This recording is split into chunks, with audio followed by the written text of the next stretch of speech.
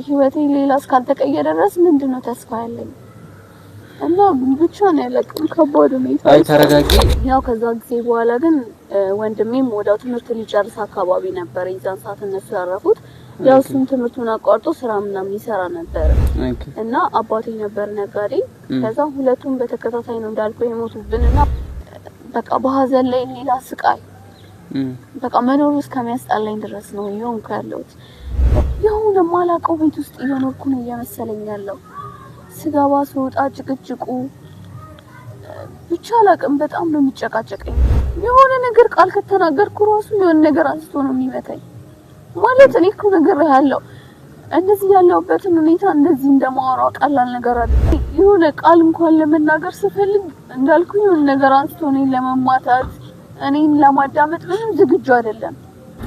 ምንም የሆነ ቃል ስትናገር እንደዚህ የሚልክ አላለ። በጣም ነው የሚያስፈራ። ህይወቴ ሌላ እስካልተቀየረ ድረስ ምንድነው ተስፋ ያለኝ? እና ብቻ ነው ያለቀው ከባድ ሁኔታ። አይ ተረጋጊ።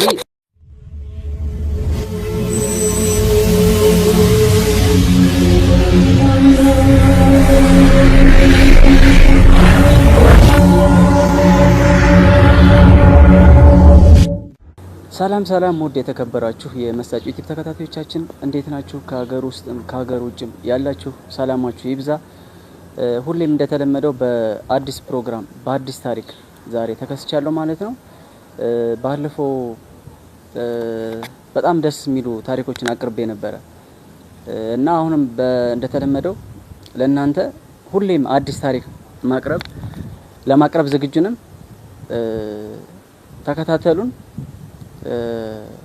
ዛሬ የማቀርብላችሁ ሰፈር ውስጥ አንድ ልጅ አዋርታኝ ነበረ ምናምንና እሷን ለማግኘት ነው እዚህ ቦታ ላይ ያለሁት አሁን። እቺ ልጅ ምንድነው ወንድሜ በጣም ይረብሸኛል፣ ብዙ ነገሮችም ልክ አይደለም ምናምን ከቤት ያስወጣኛል፣ ህይወቴ ምናምን በጣም የተመሰቃቀለ ነው ምናምን አለችኝና ብዙ ጊዜ አንዳንዴ ፋሚሊን ብቻ ሳይሆን ህይወታችን በሌላ ሰውም ሊበላሽ ይችላል። ገባችኋ? በብዙ ሰው ህይወታችን እኛ ራሳችን ካልጠበቅን በብዙ ሰው ህይወታችን ሊበላሽ ይችላልና በዚህ አጋጣሚ ከባለፈው ታሪክ ብዙ መማር ትችላላችሁ። ራሷን ምናምን ጠንቋይ ቤት ሄዳ እንደዛ ህይወቱ የተመሰቃቀለው እንትን ራሷን ብትጠብቅ እንደዛ ትሆንምና ይቺ ልጅም እኔ ስቲል አሁን እስከማገኛት እየተጠራጠርኩ ነው። ምክንያቱም ይህ ፕሮግራም በእውነተኛ ታሪክ ላይ የተመሰረተ መረጃ በደንብ በቃ በማጣራት ለእናንተ ሁሌ የምናደርሳለን ማለት ነው። የመሳጭ የዩቲዩብ ቻናል ተከታታዮች እጅግ በጣም ተወዳጅ የሆኑ ለመስማት የሚሰቀጥጡ እንዲሁም ደግሞ ጣፋጭ የህይወት ታሪኮችን ወደ እናንተ እናደርሳለን ሁሌም ማለት ነው። ስለዚህ ሼር በማድረግ ቲክታክ ላይ ፖስት በማድረግ ለሌላ ሰው ሼር በማድረግ እንዲሁም ደግሞ የህይወት ታሪካችሁን በዚህ ፕሮግራም ላይ ማቅረብ የምትፈልጉ ዲስክሪፕሽን ላይ ስልክ ቁጥራችንን እናስቀምጣለን፣ ደውሉልን ማለት ነው። ሶ ምንድነው የዛሬው ፕሮግራም እንደነገርኳችሁ ነው። ልጅቷ ወንድሜ ከቤት እየደበደበ ያስወጣኛል፣ የሱም የኔም ህይወት ጥሩ አይደለም፣ እሱም ደስተኛ አይደለም እኔም ደስተኛ አይደለሁም። ግን ደግሞ የሱ ደስተኛ አለመሆን የሱ እኔም ደብደብ በምክንያት እንደሆነ እንድታጣሩልኝ ይፈልጋለሁ። ወንድሜ ለምን እንደዚህ ተቀየረብኝ? ምንድነው የነካው? ስለዚህ እኔ እንቅልፍ መተኛት አልቻልኩም። ይሄን ሁሉ ነገር ወደ እናንተ የመጣሁት ይሄንን እውነታ እንድታውቁልኝ ነው። ለኢትዮጵያ ህዝብ ይሄን ነገር እንዲደርስልኝ እፈልጋለሁ። ስለዚህ ደረሱልኝ ስላለሽ ነው። ለሶሻል ሚዲያ ማለት ያው እንደዚህ በአንተ ዩቲዩብ ቻናል እንደ መቃለ መጠይቅ አድርግልኝ ምናምን የሚሉ ሰዎች ብዙ አሉና ቅድሜ የሰጠው እሷ ስሜታዊ ስለሆነች ነው ምናምንና አብራችሁን ተከታተሉ። እየጠበቅኳት ነው፣ እደውላታለሁ ማለት ነው።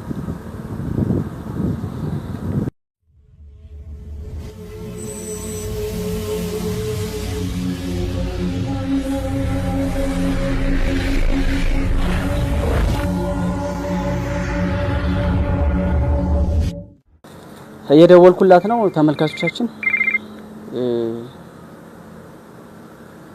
ሄሎ ወይ ደርሻለሁ እየመጣሁ ነው። እሺ እዛው ሰፈር ውስጥ አለ አይደል? ሰፈር ውስጥ የሆኑ ግሪን ምናምን ነገሮች አሉ። በየት በኩል ነው የመጣሽው?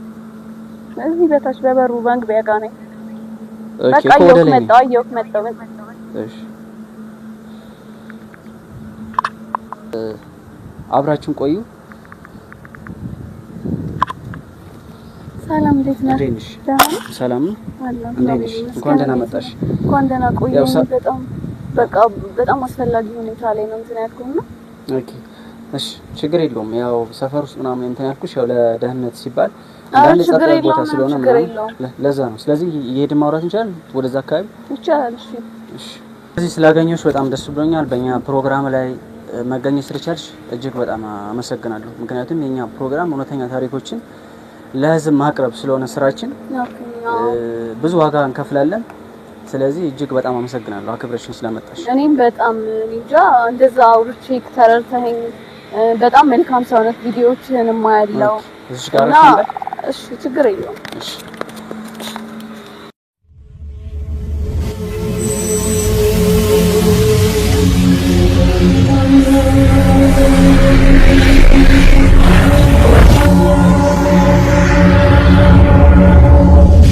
ተመልካቾቻችን ፕሮግራማችን አሁንም ስቲል እንደቀጠለ ነው። በጣም አክብረሽ ስለመጣሽ እጅግ በጣም እናመሰግናለን። ይሄ ፕሮግራም የብዙ ሰዎችን ህይወት የቀየረ የብዙ ሰዎችን ህይወት ያስተካከለ እና ብዙ ሰዎች የውሸት ህይወታቸውን ምናምን አበላሽተው እጅ ከፍንጅ እየያዝን ልክ እያስገባን በህግ እየያዝን እያንዳንዱን ነገር ሰላማዊ ህይወት እንዲኖራቸው እያደረግን ነው። ስለዚህ እጅግ በጣም አክብረሽን ስለመጣሽ ወደ መሳጭ ዩቲዩብ ቻናል ለመቅረብ ዝግጁ ነሽ ስለመጣሽ እናመሰግናለን። ስምሽን ማን እንበል? ስሜ ሩሃማ ይባላል እና በጣም ነው የማመሰግነው። በመጀመሪያ ደረጃ አንተ ራሱ ፈቃደኛ ሆነ እንደዛ ነገር ምናምን ተረድተኸኝ ልታገኘኝ ስለፈለክ በጣም ነው የማመሰግነው። ልታግዘኝ በቃ የሆንኩትን ነገር ከነገርኩ በኋላ እንደምትረዳኝ ስለነገርከኝ በጣም ነው የማመሰግነው። ከበፊትም ጀምሮ ዩቲዩብ ቻናልን እከታተላለሁ እና በጣም ነው የማደንቅ ማለት ነው። በጣም የብዙ ሰው ችግር አለ አይደለ? እሱን ተረድቶ ራሱ መስማት ከማገዝም በላይ መስማት ራሱ ትልቅ ነገር ነው። ችግርህን ሰው ሲያግዝ ሲያዳምጥ ራሱ በጣም ነው ቀለል የሚልህና ለዛም ነው አንተን ያናገርኩክ። እሺ እናመሰግናለን። እኛ ብዙ ጊዜ የምንችለውን ሳይሆን የማንችለውን ነገር እናደርጋለን። ሰዎች ሰላማዊ ህይወት እንዲኖሩ ሰው መረዳት ያልቻላቸው አሉ አይደል? በጣም እነሱ ሰዎች ወደኛ ሚዲያ በማቅረብ በመረዳት ስሜታቸውን ውስጣቸውን በመረዳት አዲስ ማንነት እንዲገነቡ ነው የምናደርገው ማለት ነው። ስለዚህ ሰፈር ሼት ነበረ ያው በቴሌግራም የተወሰነ በስልክም አውርተናል ለማውራት ሞክረናል ምናምን ዲቴል ግን ያው ለተመልካች ብታሳውቂ ደስ ይለኛል። ስላንቺ ህይወት ያንቺ ህይወት ከየት ነው የሚጀምረው? ያው እኔ ሰፈሬ ሳሪስ ነው እና እንዳልኩ በቃ እንደነገርኩክ ነው። እኔ ቤተሰብ ያለኝም ስልክ እናትና አባቶቼ ሞተዋልና እህት ወንድም አለኝ። በስንት አመትሽ ነው የሞቱት? ልጆች እያለን ነው ቤተሰባችን የሞቱት። ቢያንስ ስንት አመት? በቃ እኔ መጨረሻ ልጅ ነኝ እና እኔ 5 አመት ምናምን እያለው ነው ቤተሰቦቻችን የሞቱት። አባትና እናታችን በተከታታይ ነበር የሞቱት እና ታላቅ እህትና ታላቅ ወንድም አለኝ ማለት ነው። እና ቢያንስ እነሱ እንኳን ትንሽ ከፍ ይላሉ ከኔ ስለኔ ነኝ የመጨረሻ ልጅ ነኝ ታናሽ እና እነሱ ከፍ ስለሚሉ ወንድሜ በተለይ ትልቅ ነው እና በልጅነታችን ከሞቱ በኋላ ቤተሰቦቻችን ያው ወንድሜ ነበር የሚያስተዳድረን ማለት ነው። ያው እህቴም ቢሆን አልፎ አልፎ ትሰራለች ስራ ምናምን ነገር እኔ ብቻ ነበርኩ ተማሪ ማለት ነው።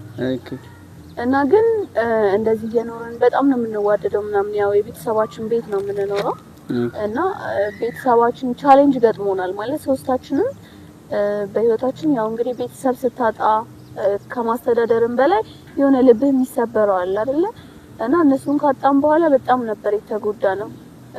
ራሳችንን ችለን መቆም ነበር ያቃተን እና የቤተሰቦቼ ቤት ነው የምንኖረው። ያው ከዛ ጊዜ በኋላ ግን ወንድሜም ወዳው ትምህርት ሊጨርስ አካባቢ ነበር የዛን ሰዓት እነሱ ያረፉት። ያው እሱም ትምህርቱን አቋርጦ ስራ ምናምን ይሰራ ነበር እና እሱ ነበር የሚያስተዳድረው። እስከ የተማርሽ ኖርማል? እኔ እስከ 12 ነው የተማርኩት። እሱ ምን እየሰራ ነው የሚያስተዳድራችሁ? እኔ እንጃ ይሁን አልፎ አልፎ እንደዚህ አየር ላይ የሚሰሩ ስራዎች ነው እንጂ ቋሚ ስራ እንዳልኩ ትምህርቱን አቋርጧል ብዬሃለሁ። እና ትምህርቱን አንቺስ ቤት ውስጥ ነው የምትውይ ወይስ ምንድነው? አሁን እናት አባትሽ ከመሞት አሁን ያንቺ በህይወት ይወዱ ምናምን አልሽኝና ምን እየሰሩ ነው እናት አባት ያንቺ እናት አባትሽ እናንተን ሲያስተዳድሩ የነበሩት ወይም የወለድ ትዳር የመሰረቱት? አባቴ ነጋዴ እና ነጋዴ ስለሆነ እናቴ ደግሞ ያናል ስራ ምናምን አትሰራ። በፊት ከሱ ጋር አብራ ትሰራ ነበረ። ከዛ ያው ትንሽኛንም ስትወልድ ምናምን ስለደካከመች ያው ቤት ውስጥ ነበር የቤት እመቤት ልጅ እሷ እና አባቴ ነበር ነጋዴ። ከዛ ሁለቱም በተከታታይ ነው እንዳልኩ የሞቱብንና በዛ ሀዘን በጣም ውስጣችን ተሰብሯል። ያው እኔም ዝም ብዬ ነው እንጂ የምኖረው በጣም ነበር ሀዘኑ የጎዳኝ። ታላቅ እህቴም ወንድሜም በጣም ነበር የተጎዱትና ወንድሜም በዛ ብስጭት ትምህርቱን አቋርጦ ቢያንስ እኛ ምን ያደርገናል ጎዳና ላይ ጥሎን አይሄድም ነገር አይደለ። ስለዚህ በቃ እሱ ትምህርቱን አቋርጦ እኛን ቢያንስ ትምህርታችንን ለማስጨረስ ዝም ብሎ ወደዛ ወደዚህ እያለ በንግዱ ዘርፍ ይሰራ ነበረ ማለት ነው። እና በምን ምክንያት ነው ቤተሰቦችን በህመም ነው ወይስ ሁለቱንም ያጣቻቸው በምን ምክንያት? ታሞ ነው ወይስ ድንገት? አባቴ ታሞ መጀመሪያ ሞተ። ከዛን ቀጣይ ደግሞ በአንድ አመት ልዩነት ነው እናቴን ያጣኋት ማለት ነው። እና እንጃ እኔ እንዴት እንደምነግር አላውቅም። ማለት ሁልጊዜም ስለነሱ ነው የማስበው። በጣም ነው ልቤ የተሰበረው። በጣም ነው ማዝነው። ሁሌም ስለነሱ ሳላስብ እያላድርም በቃ በጣም ተጎድቻለሁ። አንደኛ ነገር እዛው ሰፈር ውስጥ ስለሆነ በቃ ሁልጊዜም በስስት ነው ጎረቤቱ ምንም ያየን ማለት ነው። እና ያ ነገር በጣም ነው ይጎዳኝ። ማለት እንደዚህ እንደምነግር ቀላል አይደለም። በጣም ከባድ ጊዜ ነው ያሳለፍኩት እና ሶስታችንም በርግጥ ከባድ ጊዜ ነው ያሳለፍነው እና ታሪክ ተቀይሮ ደግሞ ዛሬ ያለሁበት ሁኔታ እንደዚህ ሲሆን በቃ በሀዘን ላይ ሌላ ስቃይ በቃ መኖር እስከሚያስጠላኝ ድረስ ነው የሆንኩ ያለሁት እና በቃ ለጓደኞቼም ብነግራቸው በቃ ለማውቀው ሰው ለምግባባው እንኳን ብነግረው ሊረዳኝ የማይችል ነገር ነው የሆነብኝ እና በጣም ነው ግራ የገባኝ። ከዚህ ነገር ውስጥ እንዴት እንደምወጣ አላውቅም። እንዳልኩ ቤተሰብ የለኝም። ሌላ ቦታ ጓደኛ ምናምን የለሽም? ያው ኖርማሊ እንደዚህ እናወራለን እንጂ እንደዚህ አንግባባም። ከኔ በጣም እንዳልኩ ወንድሜ ነው የሚያስተዳድረን። ወንድም ደግሞ እንደዚህ እንድትወጣ ምን እንድትል አይፈልግም እና እኔም ከትምህርት ቤት ጓደኛዬ ውጪ ሌላ ጓደኛ የለኝም እና በቃ ይሄ ነገር ሁላ ሰልችቶኝ መኖር አስጠልቶኝ ራሴን ማጥፋት ነው የምፈልገው። ምንም መኖር ራሱ ነው ያስጠላኝና ለሰው ብናገረው እንኳን በቃ ምን ልበል ማንንም አይረዳኝም። ቢረዱኝም ከዚህ ቤት እስካልወጣው ህይወቴ ሌላ እስካልተቀየረ ድረስ ምንድነው ተስፋ ያለኝ? እና ብቻ ነው ያለቀም ከባድ ነው። አይ ተረጋጊ። ይሄ የሁሉም ሰው ህይወት ላይ ያለ ነገር ነው፣ ያጋጥማል። ማንኛውም ሰው ፈተና ያጋጥማል ማለት በህይወት ይሄ የተፈጥሮ የሰው ልጅ የተፈጥሮ ህግ ነው ማለት ማንኛውም ሰው በይሽ ምድር ላይ ሲኖር ይፈተናል። ምንድነው አንቺ ችግሮችን የምትፈችበት መንገድ ነው። አሁን እዚህ ጋር ልዩነቱ ምንድነው? ስለዚህ ይሄ ቀን ያልፋል። ስለዚህ አንደኛ ይሄ ራስሽን እንድታጠፊ በሚያደርግ አንቺ እንደዚህ አይነት ነገር ስሜት ሲሰማሽ ጸሎት ብታደርጊ ከዚህ ስሜት እንድትወጪ ፈጣሪን ብትጠይቂው ምናምን እሱ የተሻለ ምርጫ ነው ብዬ አስባለሁ። ሲቀጥል ደግሞ በዋነኛነት ለዚህ ነገር የዳረገሽ ምንድነው? አታልቅሽ፣ ተረጋጊ። አንደኛ ነገር ነው ቤተሰቦቼን አጥቼ እየኖርን ሳለ ሲቀጥል ደግሞ ዛሬ ተነስቶ ወንድሜ እንደዚህ መሆኑን ሳስበው የተፈጠርኩት ለፈተና እንደሆነ ነው እያሰብኩ ያለሁት። ፈተናውን ተቀብያለሁ፣ ግን እንዴት ችዬ ልኖር? እንዴት ልቻል? በቃ በጣም ማይሆን ችግር ውስጥ ነው ያለሁት እና በጣም ነው ግራ የገባኝ። አንተ አለኝ እንዴት ትችላለህ? እንዴትስ ይቻላል? ተረጋጊ፣ ያው ያጋጥማል። ስለዚህ ልጁ ምንድነው ወንድምሽ አሁን ጧት ምንድነው ይተኛል ወይስ ተነስቶ ወደ ስራ ይሄዳል? ምንድነው ስልክ ሲያወራ ተሰማያለሽ? ምንድነው የሚሰራው በዋናነት? አሁን እኔ ይሄ ነገር የተፈጠረው ነገር ምንድነው? ከወንድምሽ ጋር ያለሽ ሪሌሽንሺፕ ምንድነው? የኔ ጥያቄ እንዳልኩ በፊት ላይ በጣም ነው የምንግባባው የምንዋደደው። ነገር ግን በቃ እሱኛ ማስተዳደር ከጀመረ በኋላ እኔም የተሻለ ነገር አላገኘሁም። በሱ ቁጥጥር ስር ነኝ እና ያ ነገር እንዳለ ሆኖ ከጊዜ በኋላ ወንድማችንም እየመሰለኝ አይደለም። ሁሉ ነገሩ ነው እየተቀራየረብኝ ያለው። ብቻ ማላውቀው ሰው ነው የሆነብኝ። የሆነ ከባዳ ጋር የምትኖር አይነት ስሜት ነው የሚሰማኝ። ወንድሜም እስከማይመስለኝ ድረስ ነው የተሰማኝ ያለው። አሁን ምንድነው የሚልሽ አንቺ ነው? ለምሳሌ እንደዚህ አለመግባባት የተፈጠረው መቼ ነው? እንደዚህ ማለት ያው እናንተ ሁለታችሁ በፊት ያው በጣም ነበር የሚቀርበው እንደዚህ በጣም ነው የምንዋደደው ብለሻል። ይሄ ነገር መዋደዱ ፌል ያደረገው መቼ ነው? ስንት አመት ይሆንሻል እንደዚህ አይነት ስሜት ከተሰማሽ? ስኩል ከገባው በኋላ ነው ይሄ ነገር እየተፈጠረ የነበረው። ለስንት አመት ነው እንደዚህ የቆየሽው አንቺ ማለት ነው በድብርት? በቃ 4 አመት ይሆነኛል። ልክ 9ኛ ክፍል እንደደረስኩ ሁሉ ነገር ተቀየረ። የሆነ ማላቀው ቤት ውስጥ እየኖርኩ ነው እየመሰለኝ ያለው። ስገባ ስወጣ ጭቅጭቁ ብቻ አላቅም በጣም ነው የሚጨቃጨቀኝ ምናምን።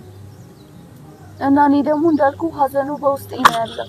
እንዴት ልቻለው? ስገባ ስወጣ እንዳልኩ ቤት አልቀየርንም፣ እዛው የቤተሰባችን ቤት ነው የምንኖረው። ስገባ የነሱ ፊት ነው የሚመጣብኝ።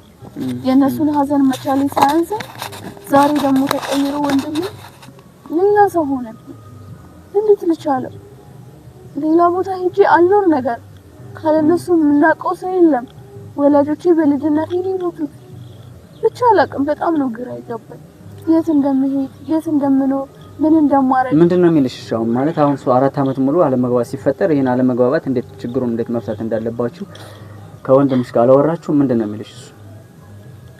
እኔ ምንም ማውራት አልቻልኩም። እሱን ማለት በቃ ልክ እንጀራ አባትህ አለ አይደል እንደምትፈራው ልክ እንደዛ ነው የምፈራው። እንኳን ቀርቤ ላወራው የሆነ በትህትና እንኳን እያናገርኩት ያመናጭቀኛል። እና እንኳን እንደዚህ ቀርቤ ወንድሜ ምናምን ብዬ ላወራው ቀርቶ በጣም ነው የምሳቀቀው። ኦኬ ለምን አልጠየቅሽውም? እንዳልኩ ነግሬሃለሁ እኮ ልክ እንጀራ አባትህን እንደምትፈራው ነው እሱም እንደዛ ነው የሆነብኝ። ወንድም ሲሆን ችግር የለውም ታወራዋለህ፣ ግን የእንጀራ አባት ሲሆን አታወራውም። ገባ? ልክ እንደዛ ነው ልዩነት የተፈጠረብኝ። አስበው እስኪ ወንድምህን እንደ ባዳ ሰው ስታየውና አብረው መኖር እኮ ለምን ይሄን ችግር ለምን ማቅረፍ አልቻልሽም አንቺ? ወይም ደግሞ እንደዛ ሳይሆን እኔ ለማለት የፈለኩት እሱን እኔ ደስተኛ ህይወት እየኖርኩ አይደለም ለምን አላልሽውም? ያውቃል እሱ አንቺ ድብርት ውስጥ እንደገባሽ መቼም ያውቃል። አንድ ሰው ስትወሪውም ይመጣኛል እንዴ ለምን ትጠይቂኛለሽ ነው ወይስ እንዴት? የሆነ ነገር ቃል ከተናገርኩ ራሱ የሆነ ነገር አንስቶ ነው የሚመታኝ። ማለት እኔ እኮ ነገር ያለው እንደዚህ ያለውበትን ሁኔታ እንደዚህ እንደማወራው ቀላል ነገር አይደለም። ስኖሩ ከአቅሜ በላይ ሆኖ ላንተ ራሴ ነገርኩህ እኮ። አንቺ የፍቅር ታሪክ እንዴት ነው? የፍቅር ህይወትሽ አልጀመርሽም? ኖርማል አሁን በዚህ እድሜሽ ማንኛውም ሰው በወጣትነቱ ያው ፍቅር ይጀምራል፣ ያስባል አግብቶ ምናምን ልጅ መውለድ ሲቀጥል ራስሽን በራስሽ ከወንድምሽ ለመውጣት ህይወትሽ ላይ ወንድ የለም ወይስ እንዴት ነው? ፍቅረኛ አለሽ የለሽ?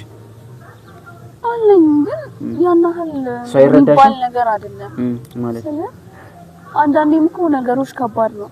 እንዴት ብለህ ለፍቅረኛ እንዴት ስለ ነገ ህይወት የምታስበው ሰው ወንድሜ እንደዚህ ነው ወንድሜ እንደዚህ አይነት ሰው ነው ብለህ ታወራለህ?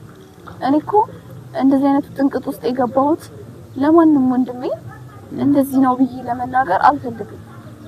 ምክንያቱም ዛሬ ለፍቅረኛ እንደዚህ ብለው ነገስ ህይወታችን ምንድነው እኮ? ፍቅረኛሽ ሳይጠይቅሽም ደስተኛ ህይወት ካልኖርሽ ምንድነው ያው እንዳልኩ ከሱ ጋር ብዙ አይደለም። በርግጥ የሰውን ስሜት እኮ መረዳት ከባድ ነው። ማንኛውም ፍቅረኛም ሊሆን ይችላል፣ በዙሪያሽ ያለ ሰው ያንቺን ስሜት የራሱን ስሜት ነው የሚጠብቀው። ሁሉም ሰው በቃ ሰው እንዲረዳው ነው የሚፈልገው እንጂ ሰው መረዳት አይፈልግም።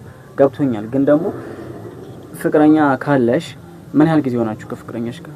2 አመት ሆኖናል እኮ 2 አመት ሙሉ። ቀጣይ ምንድነው የምታስቡት? ማለት እናንተ ያሰባችሁ ነገር ምንድነው? አብራችሁ መሆን ወይስ ከዚህ እንትን እንድታወጣይ ምናምን አልነገርሽ አልጠየቅሽም? ለምን? ስለዚህ ለማንንም አልተናገርኩም። በቃ ላንተ ነው ይሄ ሁሉ ነገር ሚስጥሬን አውጥቼ የተከፋሁትን ሁሉንም ነገር አውጥቼ ነገርኩ ላንተ ነው። ማለት እንዴት ክብሬ ይነካል እኮ። እንዴት ነው ለሱ እንደዚህ አውጥቼ የምነግረው? ወንድሜ ወንድሜ እንደዚህ ተቀየረብኝ እንደዚህ እኮ ነው እሱ ብሎ መናገሩ እኮ ለኔ ትልቅ እፍረት ነው። ለራሴ ራሱ ሳስበው በጣም ነው የሚገርመው። አይ ደስተኛ ህይወት እንዳልሆንሽ አድርገሽ ለፍቅረኛሽ ብትነግሪው ፍቅር አብራችሁ ምትሆኑ አልወራችሁም? አብረን እንሆናለን በዚህ አመት እቅድ የላችሁም? አለ እኮ ምን ያው ያናህልም ከሱ ጋር ብዙ አይደለም። የሆነ በጣም እንደዚህ ፐርፌክት ግንኙነት የለም። ያው እንዳልኩ እሱ ደግሞ ምንም ፍሪደም አይሰጠኝም። ትምህርት ቤት በሚሄድበት ሰዓት ነው ማገኘው እና ገና ተማሪዎች ምናምን ስለሆኑ ያን ያህል አርቀን ምናምን አናስብም። ስለዚህ ይሄን ነገር ለሱ በነግራው ከመስማትና ከማዳመጥ ውጪ ምንም የሚሰጠኝ መፍትሄ አልታየኝም። የሆነ መፍትሄ የሚሰጠኝ ሰው እንጂ የምፈልገው የሆነ የሚያዳምጠኝና የሚሰማኝ ሰው አይደለም በሰዓቱ የምፈልገው እና በጣም በቃ እንጃ በጣም እኔ ከባድ ሁኔታ ውስጥ ነኝ። ለሰው መናገር እንኳን የማልችለው ሁኔታ ውስጥ ነኝ። ያጋጥማል። እኔ ግን የተሻለ መስሎ የሚታይ አንቺ ህይወት ላይ ለውጥ ለማምጣት እንግዲህ ተመልካቾቻችን ታሪኳን እንደሰማችሁት ነው። እንግዲህ ፍቅረኛ ማላት ሲቀጥል ወንድሟም ይደበደበኛል ምናምን እያለች ነው። ሶ ምንድነው እንደኔ ሐሳብ በግልጽ ዲቴል ለፍቅረኛዋ ብትነግረው ባይነይ ማለት ነው። ሶ እሱን ለምን ብትነግሪው አንደኛ እሱን ነገር እንድታስተካክሊ አብረን እንድንጋባ እንፈልጋለን በይው። ሲቀጥል ደግሞ እኔ ስለ ወንድምሽ ማወቅ የፈለኩት ለተመልካችም ማሳወቅ የፈለኩት ነገር ቀን ሙሉ ነው ቤት የሚውለው ወይስ የት ነው ማለት ውለው ነው? አንቺ አልተከታተልሽው? ምንድነው ይሄ ነገር ጸባዩ የተቀየረው? አንቺን እንደዚህ የሚደበድብሽ ለምን ተደበደበኛለሽ አልጠየቅሽው? ምንድነው? እኔ የሆነ ቃል እንኳን ለመናገር ስፈልግ እንዳልኩኝ የሆነ ነገር አንስቶ እኔን ለመማታት እኔን ለማዳመጥ ምንም ዝግጁ አይደለም። ምንም የሆነ ቃል ስትናገር እንደዚህ የሚልክ አላለ በጣም ነው የሚያስፈራራኝ። አሁን ወደ ጸበል ቦታ ምናምን አልሞከርሽም? እንደዛ ቢያንስ የተወሰነ ጭራሽ ምንም እኔ እኮ እዛ ቤት ውስጥ ምንም የማድረግ አቅም የለኝም። በጣም እንደ ትንሽ ልጅ ነው የሚያዩን እና እንኳን ሌላ ነገር ለማከራቸው አይቀርና ምንም ድምጼን እንኳን መስማት አይፈልግም እና ስልክ ያወራል ምናምን በቃ እንጃ። እኔ ወንድሜ አይመስለኝም ብያለሁ። ከወትሮ ከጊዜ ከበፊት ከምናሳልፈው የተለየ ነው ባህሪው የሆነብኝ። ማላቀው ሰው ነው የሆነብኝና ስልክ ያወራል ነው መጣው ምናምን ነገር ይላል ይወጣል ምናምን ይገባል። በቃ እንደዚህ ነው ላይፍ። ምን እንደሚሰራ አልጠየቅሽም? አታውቂም?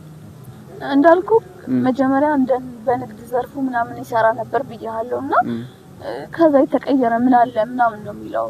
እሷን እህቴን ራሱ ሲያወሩ ማለት ነው ስራ እንዴት ነው መሰል በቃ የተቀየረ ነገር የለም እንደዛው ነው ምናምን ብሎ ነው የሚመልሰው። ምንም የተለየ መልስ አይሰጠንም። ያው ከሷ ጋር የምንገናኘው ማታ ወይ ጠዋት ነው። ቀን ሙሉ ስራ ስለምትሆን የምንገናኝበት ሰዓት የለም። ያው እሷም ትልቅ ነች ከኔ ጋር ምናምን አታወራም። ብዙ አንግባባም ከሷ ጋር እና እኔ እንደዚህ ምናምን ቀልል አድርጌ መታኝ እኮ ምናምን ነገር ስላልኩኝ ችግር አለው ወንድምሽ አይደል እንዴ ምናምን ትለኛለች።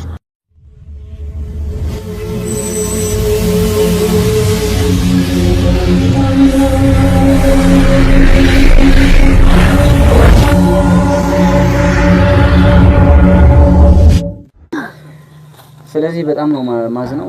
ተመልካቾቻችን ታሪኳን እንደሰማችሁት ነው። በጣም ነው የምታሳዝነው።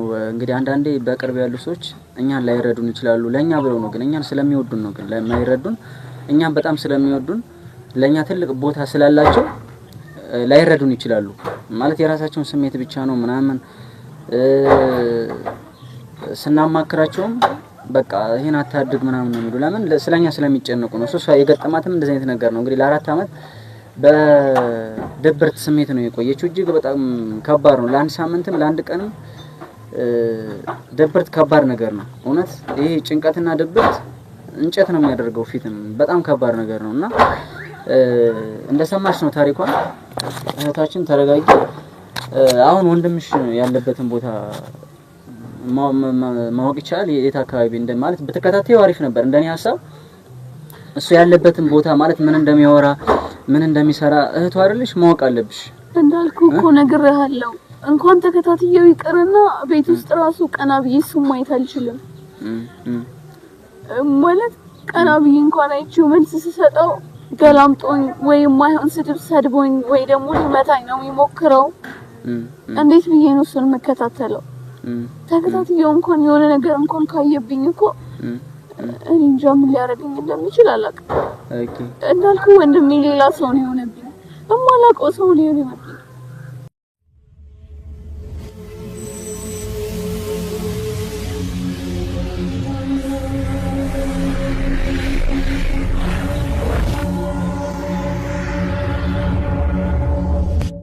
ስለዚህ ወንድምሽ የት እንዳለ ታውቂያለሽ? አሁን አሁን በኔ ለማግኘት እሱን ብንሞክር፣ ምክንያቱም ይሄን ያንቺን ችግር ለመፍታት ግዴታ ወንድምሽን ላወራው ፈልጋለሁ ነው። ያው ቤት ውስጥ ገባው መጀመሪያ ተረጋጊ። ያው ቤት ውስጥም ሊሆን ይችላል ውጭም ሊሆን ይችላል። ብዙ ጊዜ በብዛት የሚያሳልፈው የት ነው? እሱን ታውቂያለሽ ወይ? ቢሮ ወይ ካለ ወይ የሆነ ሰፈር ቢቆም ነገር ነው። ቤት ውስጥ ከመግባት ከመውጣት ውጪ ስልክ በተደጋጋሚ ከማውራት ውጪ ስለሱ ምንም የማውቀው ነገር የለም። ኦኬ። ስለዚህ አሁን ቤት ብንሄድ ልናገኘው እንችላለን? ይኖራል እንዳልኩት ቶሎ ነው የሚመጣው፣ ይሄዳል፣ ቶሎ ይመጣል ምናምን። ቤት ባይሆንም ስልኩን እንደውለትና መጀመሪያ ቤት ሄደን እስኪ ወይም ለማግኘት ነገር ለማግኘት እንሞክር። እሱን ወይ ስልክ በመደወል እሱን ካገኘነው በኋላ እሱን በደንብ በመጠየቅ እኛ ያው የእሱን ፍላጎት ምናምን እሱ የሚሰራውን ስራ እያንዳንዱ ነገር ካንቺ ጋር ፒስ እንዲሆን ሰላም እንዲሆን እናንተም ሰላማዊ ህይወት እንዲኖራችሁ የምንችለውን ሳይሆን የማንችለውን ነገር እናደርጋለን። ስለዚህ የመሳጭ ዩቲዩብ ቻናል ተከታታዮቻችን አብራችሁን ቆዩ። አሁን ወደ ወንድሟ ነው የምንሄደው ማለት ነው። ወንድሟ ምንድነው እንደዚህ የተቀየረው? ለምንድነው እሷንስ የሚያሰቃያት? ለምንድነው እንደዚህ ደስተኛ ህይወት እንዳትኖር የሚያደርጋት? ሁሌ የሚደበድባት ለምንድነው ማይረዳት? የሚሰራውን ስራ ስለምን አይነግራትም? እያንዳንዱ ነገር አብራችሁን ቆዩ፣ ተከታተሉ። እንሂድ እስኪ ወደ ወንድምሽ